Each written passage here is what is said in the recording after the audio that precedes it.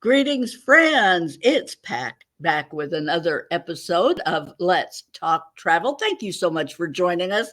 And we appreciate our live audience so much, but we also appreciate if you're catching this on an instant replay on our YouTube channel or somewhere else. We appreciate you too. Thank you for tuning in. You will want to stay tuned this evening for sure because we are going to be talking about an exciting destination that has literally exploded in popularity lately. It is New Zealand. New Zealand is sitting near the top of so many travel bucket lists these days, and it is for good reason. We're going to discuss some of the reasons about that burgeoning popularity. And with that, I want to introduce our guest for this evening, Kumar. I'm going to say Swaminathan. I'm going to get that out right. Right. You got that right. Kumar, I am so glad that we connected last fall at Cruise World. You know, there's a reason that I make an effort to get to these shows. It seems like each year I will connect with somebody that turns out to be a great friend and partner in this business, a great person to work with when we are planning travel for our clients. And you certainly came off as being that person from last year's Cruise World event. Yeah, Kumar, I'm wondering, could you just start off? I always like to start with letting people get acquainted. Just give us a little bio about yourself and how you came to get into the travel business. Sure, Kath. Sure, Pat. First of all, thank you. I'm just honored to be here on your Lex Talk Travel Show. It's the second time I'm with you on this, and thank you for your business after we met last fall in Florida. So it was really appreciative, and the people that have come and gone, your guests, they've loved it. So thank you. And a bit about me. Well, I've been in New Zealand. I moved 21 years ago from California and saw the place so much in the last few years. I worked here before I started to travel. I saw so much of New Zealand that I thought this lake's like a beautiful, stunning location. And why not I sell it to the world? So that's how I quit my corporate job, started Experience. And I called it Experience because it's a play on the word New Zealand and experiences, because it's more about experiences rather than just sightseeing. Yes, and that is brilliant from a marketing perspective for that, because that's what travelers are wanting these days. They're not wanting to just come pass through and go sightseeing. They Mhm. want to dig in and really experience the culture and the destination. So, you could just share a little bit, some basics. Could you just give us an overview of New Zealand as a destination and kind of give us a feel as to why has it become so popular? Oh, okay. So, New Zealand, as you know, is in the southern hemisphere, just off of, just kind of close to Australia, and it was always a place where, if so far away for everybody in their mind, they used to think wasn't much there. But Tourism New Zealand, the government department that's doing the marketing, has done an amazing job in the last 25 years, and it takes a long time in the last 25 years to a point where they sold New Zealand. It was thanks to Peter Jackson, who made Lord of the Rings movies, and it got more famous. And they used the pure New Zealand. And New Zealand is genuinely pure in its appearance and landscapes and everything else. So it became really more about what you can do in New Zealand from a landscape and outdoor perspective, rather than like when you go to Europe on a historical basis or culture basis, because they have a lot longer history and culture, and New Zealand doesn't have that. So they had to play on that. And it turned out that everybody who's an outdoor enthusiast, who likes to see beautiful nature and in the wilderness and ruggedness, they love New Zealand, and it got more and more popular. And when my last visit to US, like when I met you in November, it looks like there's a lot more uh, interest within US itself for coming to New Zealand, and not just cruise vacations and then going at the edges of the thing. It's also in internal, in-depth vacation on land. That's where it's become more and more popular. Okay. What's the best time for clients to plan their trip? What's the best time of year do you think for visiting? It would be so New Zealand's spring starts in September, which is your fall. So fall to fall. So your fall to our fall, which just starts in April, is pretty much ideally a good time because the weather spring is beautiful. It's changing weather, everything else, and then summer is long sunny days, long days. You have lots of light to do, even if those that are active outdoorsy people can do a lot of outdoorsy thing all the way till April. And then once Easter comes and goes, we go back to daylight saving. We do have a wonderful winter, but those that want a lot of Americans, because you have great summer there, by the time we happen to have winter, so a lot of times Americans don't want to travel at that point in time, but we do have a great winter. So, but effectively September to April is one of the main seasons I would recall. Okay, very good. Just about the time the winter is setting in for people up in the Midwest and Yes. Northeast. Great time to get away. So that works. Let's switch over to a little bit and tell us about your experience premium, your New Zealand experiences. Just Okay. a bit about what kind of tours you offer. So Experience New Zealand is how do I say, the name itself again as a premium New Zealand experiences, and everything I do is what I have done till now has been mostly bespoke, customized as per the client's requirements, especially working with good agents like yourself who know your clients well. Tell me this is what you want and do that, and then I design it. And so far I've been doing that. However, over the last 10 years or so of doing that, I've started another site, a new one called South of 34, along with Experience, which is scheduled small group fixed departure, but it's multi-day. But that's very high end. Not very high end. It is pretty high end. It's like starts from 12 to 14 days kind of trips, but that's one. And the other thing I do is private trips, multi-day tours, all bespoke. But from my bespoke, I learned, and from meeting with a lot of people other than just you, as well as many other lovely agents in doing cruise world, I found that there is a gap for multi-day tours post or pre excursion from a cruise, right? Instead of just a day excursion, because that's not really getting in touch with the land, getting in touch with the people or the culture of New Zealand. So I designed and made a expedition series, which are like 5 days or 8 day series, because that's good enough to see the country if you've already come on a cruise. Great. Right. And Kumar, you sent me links to these tours, and you Yeah. have put together some truly amazing itineraries for clients who are visiting New Zealand.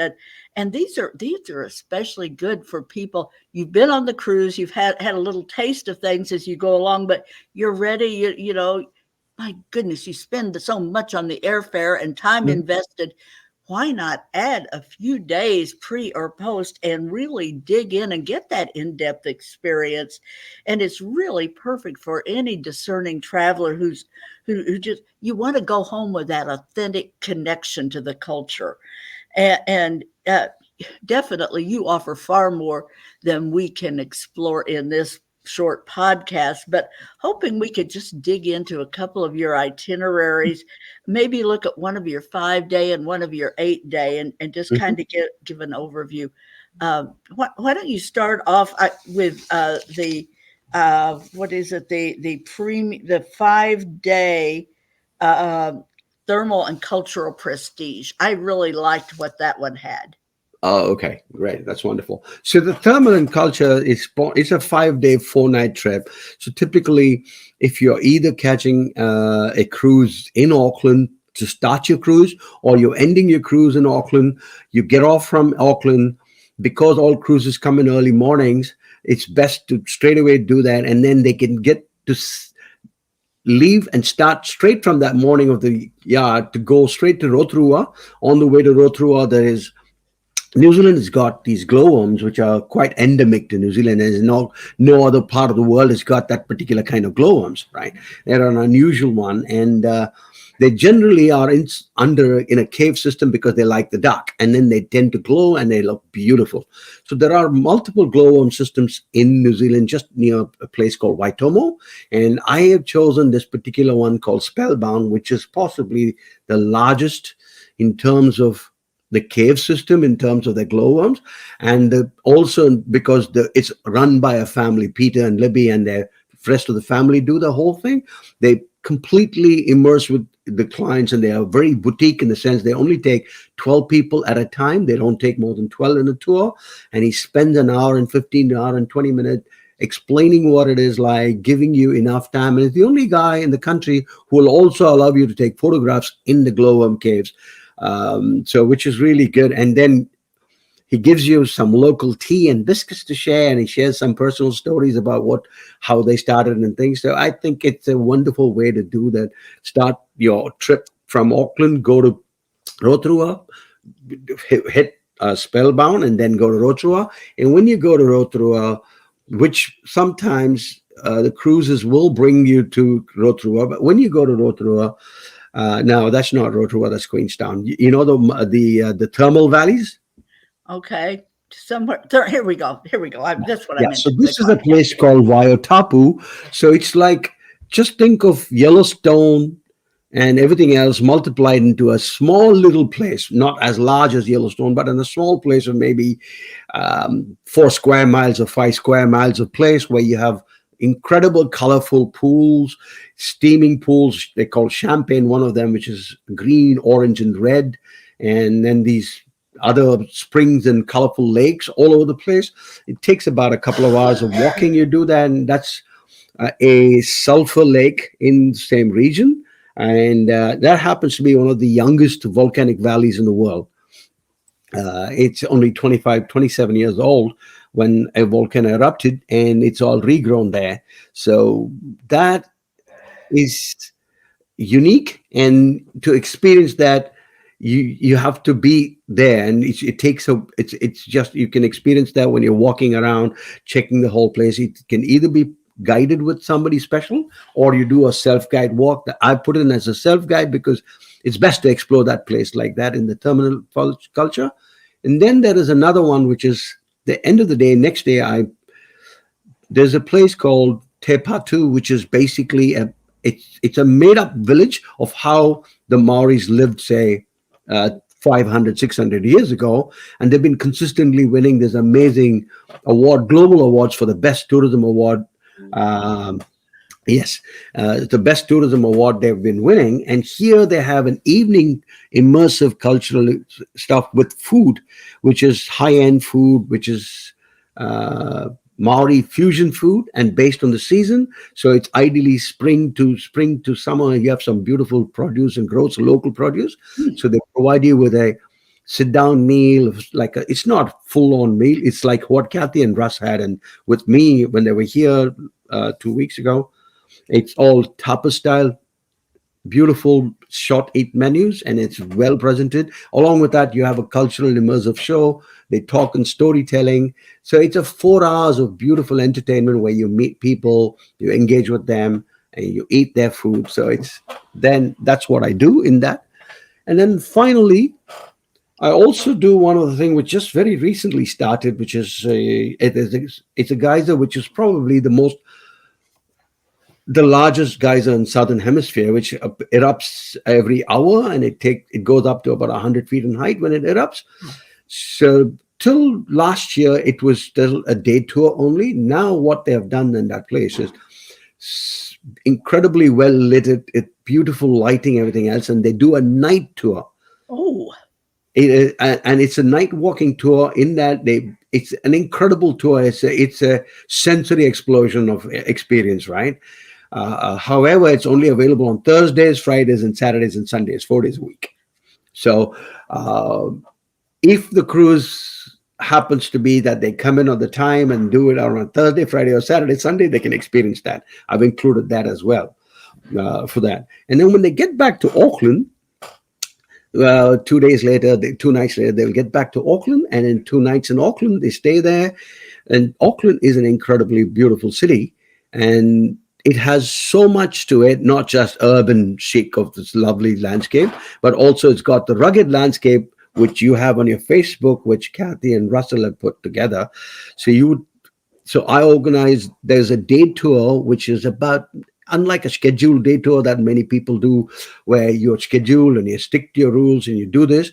It is fully designed for the people, whether it's a couple or 4 people, 5 people. There's some people like art, so then you include art. And it's also not timed. It's just a guideline of what you do, but it's from like a full-on 9, 10 hours a day for the whole day. And they can really, with the guide that I provide with, can do whatever they want over and above the baselines I put together. So that's what I do in the 5-day trip. So it's very immersive and it's very different. And then you can, if you segue to the 8-day one called the Southern Serenity, Yes. happens here is if there are people who can spend a little bit more than 5 days, essentially they can do a 11-nighter by taking an 8-day and a 5-day and combining it together, or they can do only 8-day. So again, it's because they land in Auckland early morning, they can immediately, the Southern Serenity is called that because everything is very serene in the aspect of what is done in that trip, right? So they start their day trip, they fly out into Christchurch from Auckland, they land in Christchurch, spend the day just checking out the place, and then they take next morning, they go to a place called Franz Joseph. That's Christchurch. Yes, Christchurch. Yes. They don't, but you know the glacier. Yes, they go to this glacier region, which is called Franz Joseph, on a train. They go on what's considered one of the best scenic trains in the world, called Transalpine. In during September and October, there will be lots of snow up in the mountains when they'll be going through it. But in summer, you won't have so much snow. You'll still have peak snows, but not by the train, And they will see the glaciers. And what I've organized here is, I know this family they've got license to go on. They're the only ones who are licensed to go near the glaciers. So they do a private guided walk with either the glacier or there's a lake near it, as you saw. So it's a private guided walk of about 3.5 hours. And they talk about, again, the story. And it's a rainforest region. And it's the only place on Earth where you actually have rainforests with the glacier coming there. Wow. So it's quite unique. As you see the rest of, if you see the glacier and around it, you'll see all rain trees, right? So it's a most unique location. So they spend a couple of nights there and then enjoy this private guided walk. And then from there, they go to this place called Wanaka, which is near Queenstown. But Wanaka is a completely different place. It's one of the most tranquil locations in New Zealand. And it's by the Lake Wanaka, and they will stay actually in this beautiful property, which is on a lakefront, right? And so they can step out and just the lakefront. It's an idyllic place. And in that place, they do a backcountry, high country station, sheep station, which is about 55,000 acres of private property owned by this farmer. And they will do a 4-wheel drive, about 4 hours of touring, seeing the location through the backcountry up there, and they'll go right up to the top of a mount and then be able to see everything around there. They will see local farming style, what they do with the sheep. Mark, who takes them around, is also a conservationist, talks about what they will do in the conservation in that region. How do they protect the natural landscape? Because everything is about nature and protection. So that's what they do. So it's an incredible wilderness experience that they will have in Wanaka. Once they finish with that, they move on to Queenstown. But what they do in Queenstown, between Wanaka and Queenstown, perhaps it is today considered one of the best Pinot Noir growing regions in the world. And the wine lovers have it. So that's why I've included everything together with something or the other for everyone. So the Pinot Noirs are some of the best in the world out in that region.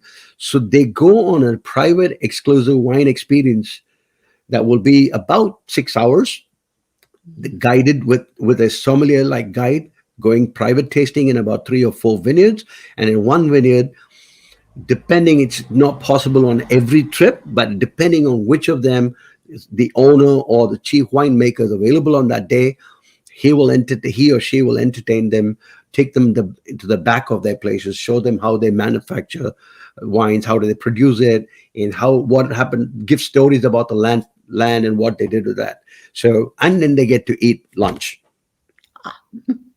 with wine paired lunch. So it's a very unique.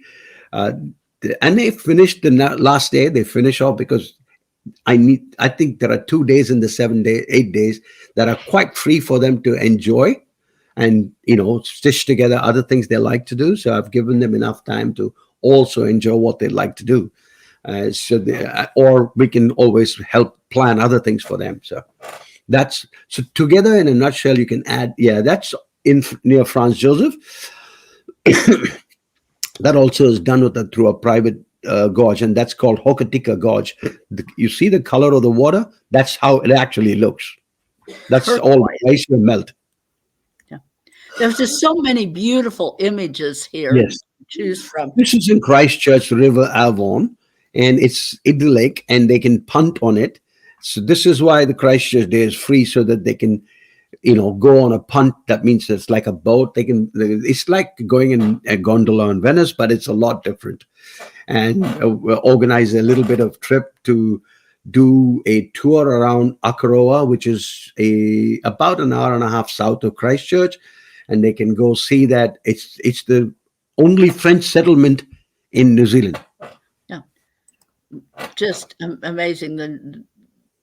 These ancient ruins there. Now, where is? I guess I'm going to display that I'm a little geographically challenged, having not been there. But Milford Sound is something that everybody raves about. Where is that in the? It is not far from where Queenstown is. However, I've not included in any of these post and pre-cruise trips, because if they're doing a New Zealand trip, cruise people, they generally would have gone into Milford Sound from the ocean side. Yes. So they will, by the time they get there, assuming they've done the cruise experience, then. But I'm guessing that if somebody is coming and they just want to do land tours, you can certainly arrange for them to get to see Milford Sound one way or another, I'm sure. Absolutely. In fact, there's another one called Doubtful Sound, which is really, really beautiful and completely more remote than Milford Sound is. I generally tend to do that because it's a little bit more immersive, because the cruising and everything else is longer. On the other hand, Milford Sound is, if people love just incredible nature, the drive to Milford Sound, whether they're self-driving or privately being driven, the drive to Milford Sound is, again, one of the most scenic drives in the world. So that is, it's, how do you say, it's just, what we call in New Zealand is gobsmacked, which means you know. Yeah. Yes, I know that term comes from you hear that from England as well. Yes, it's gobsmacked. You get just gobsmacked. Yes. So this is amazing, and Kumar, when you talk about this is just exactly the kind of experience that so many of our clients are looking for. This is the kind of thing that they want to experience when they travel, and so they come to New Zealand. They want to plug in and see it. And I know that one of the highlights for the Mitchells was just having dinner and sitting down and just talking and chatting. They've mentioned several times how much they enjoyed that experience of just having dinner and plugging in on that level, and just conversation and getting questions answered, and just getting to know you a bit. So you also, I think you offer these packages at several different levels. It looks like that Yes. for So they're called, budgets. depending on the location, there's premier, prestige, and luxury or boutique. Okay. So um, the premiers are all like, I mean, the premier is largely based on all accommodations or stays or hotels, as I call it. So their premiers are 4 and 4.5 star hotels. Prestige is 5 star hotels or 5 star lodges. Boutique is small boutique 5 star hotels or lodges, and luxury is luxury lodges. Okay. So So you can accommodate people at various budget yes, levels as yeah. well. That is lovely, and they don't compromise the experience. It's just that they have a little different accommodation. Yes. So So the just ones who can afford to or want to stay in for instance, when I say luxury in the 5 day one in Auckland, I would use the suites at the in Park Hyatt, mhm. right? And they are like really spacious, something like maybe 800 or 900 feet square feet suite. So, but then some there are people who like that, and there are people at the same Park Hyatt wouldn't mind staying in a 350 square feet room. Yes, That becomes a 5 star, whereas this becomes a luxury. So right. it's yeah, And people, and sometimes, just because they can afford it, they don't necessarily want to yes, blow the budget on accommodation. So you customize that experience and offer it yes. at several different levels. Kumar, you have done a fabulous job of painting a picture here for our clients of what you offer. And I'm just running the ticker down here of how to contact us. You can find our website or you can call our 800 number. Uh, any of the agents at Dancing Moon Travel would love to help you with their trip. And this is my personal contact information with my phone number or an email. You can feel free to call me on my cell. That's what's listed here, or email me for more information. We are delighted to share that and get you hooked up with one of Kumar's wonderful tours. And trust me, you are not going to be disappointed if you travel to New Zealand, and especially if you extend your trip with one of these fabulous tours that Kumar offers. Uh, I have to be mindful of the clock, and it's been so delightful to have you back again. And I'm so glad that you reached out and told me about these tours that you have put together, and have taken the time to just enlighten all of us about travel and the opportunities to really plug in and experience New Zealand. And I'm delighted to have you as a good partner for Dancing Moon Travel for our future New Zealand adventures for our travelers, because I know that we can uh, put them in great hands and never have to worry for a minute about whether they're going to have issues or be unhappy. They are going to come back raving about their trip. Now, live listeners, as always, I'm always going to have something for you if you take the time and join us and plug in live. And I haven't given these away for a while. These are some these are the good kind. These aren't the cheapies. These are really, really good packing cubes. So if you like to travel, these are an indispensable accessory for your trips, for cruises, for international travel. These are your best friend. This is a 3-piece set. It's from Eagle Creek Packing Cubes. They are fabulous. They are really good, high rated packing cubes. The zippers don't break and they don't fall apart. These are good. So if you are watching tonight, I just want you to enter New Zealand in the comments. If you're watching live, if you want to be in our drawing this evening, just type in New Zealand in the comments and you will be entered in our drawing this evening. Thank you again, Kumar. Thank you for joining us. And thanks to our guests. See you again next week. Bye for now.